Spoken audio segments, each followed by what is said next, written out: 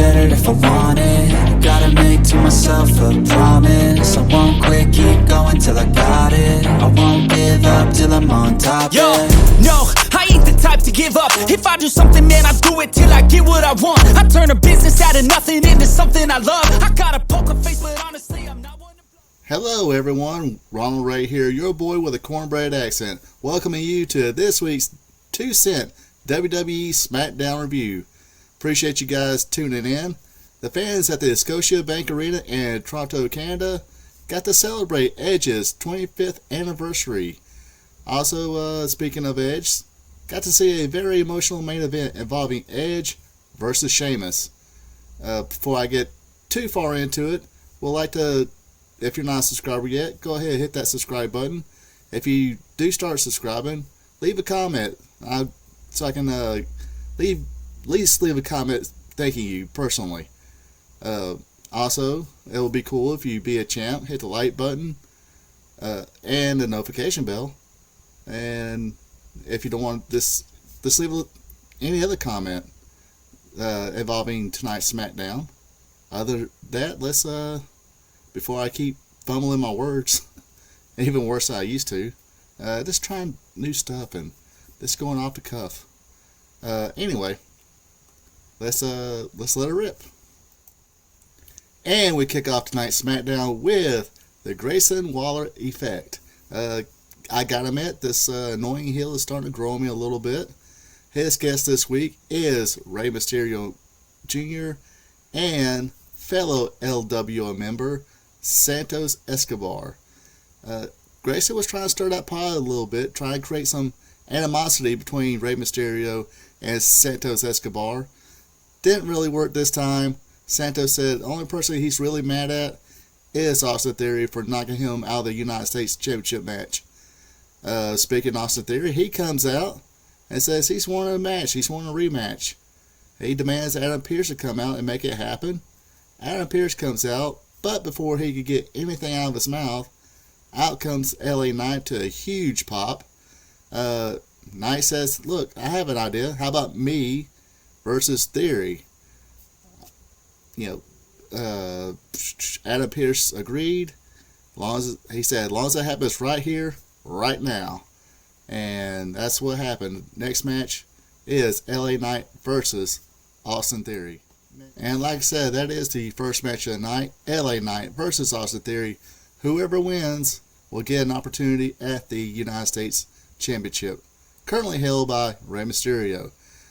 However, The Miz comes out, distracts LA Knight. Theory takes the advantage, jumps all over Knight. Knight gets it after a clothesline out of a corner. We cut to commercial. When we get back to commercial, of course, Austin Theory, he's got the advantage. Knight would counter the slingshot thigh slap front drop kick. Miz kept on distracting Knight. Even got in the ring. Knight close on lined him out of the ring, but Theory would take the opportunity. Schoolboy roll up on Knight, used a handful of trunks, and got the win. So I guess they're gonna keep Austin Theory in the United States title picture. Good idea. No problems there.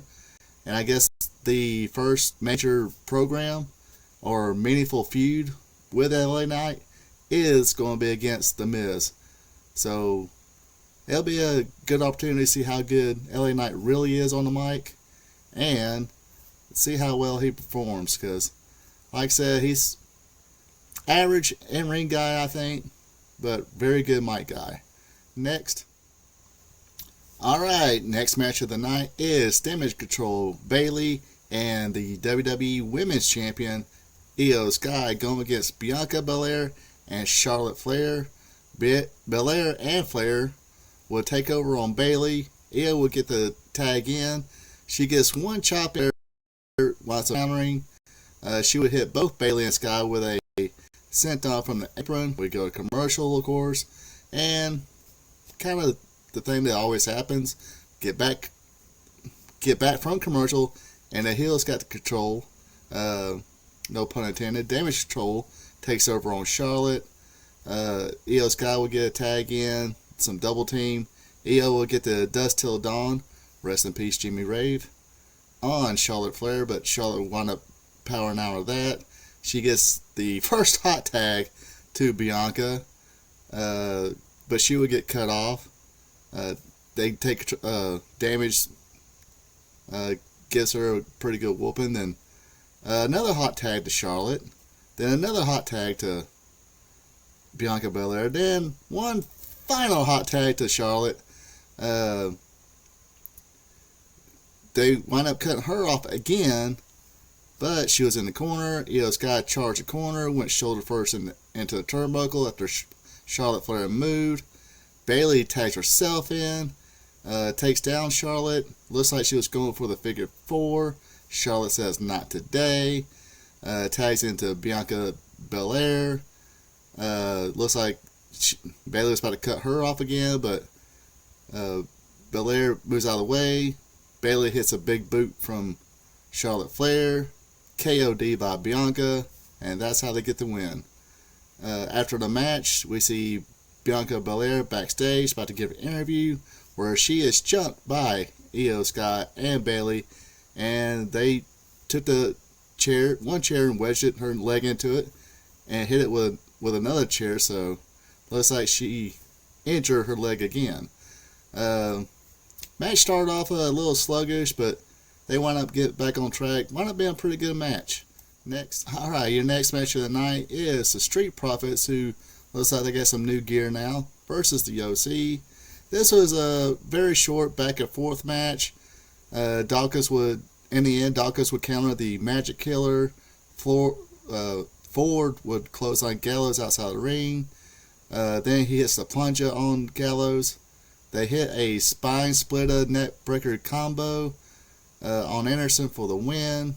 They celebrate up on a stage. Bobby Lashley's music hits. He comes out and kind of celebrates with the Profits. So looks like Profits were getting cheers. So I don't know if this is supposed to be a heel turn for them. Of course, they cheer for Bobby Lashley as well. So if they were supposed to be turning heels, not quite working that well. I mean, even against the OC, it didn't really trigger any boos. So, well, I guess we'll figure out if they ever will get booed, or figure out a way for them to get booed. Profits are a good team, but there's always been that talk about splitting up the team, having Montez Ford pretty much be the Marty Jannetty, or Shawn Michaels, and Dawkins being the Marty Jannetty, but who knows?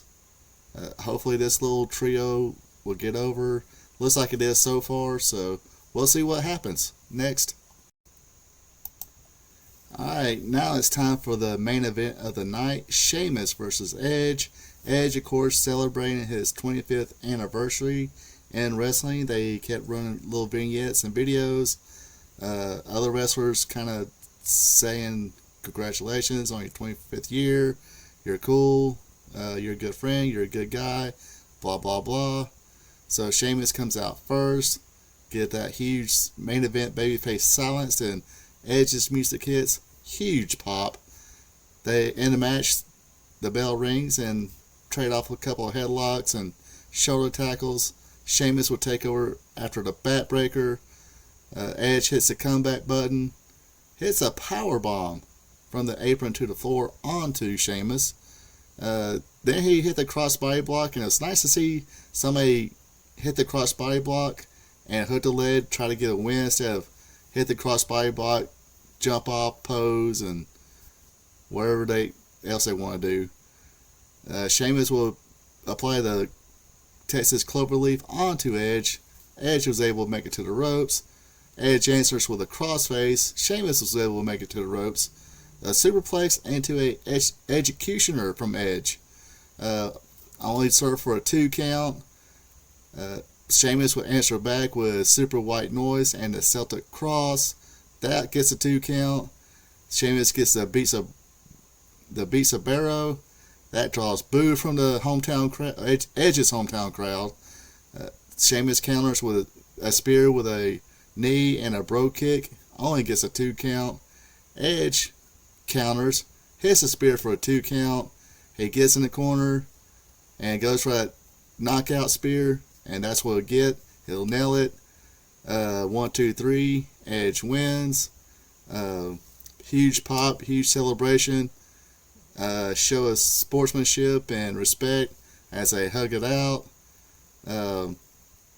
Match-wise, it was kind of average, a little sluggish a little bit at times, but this is what happens when you get, people,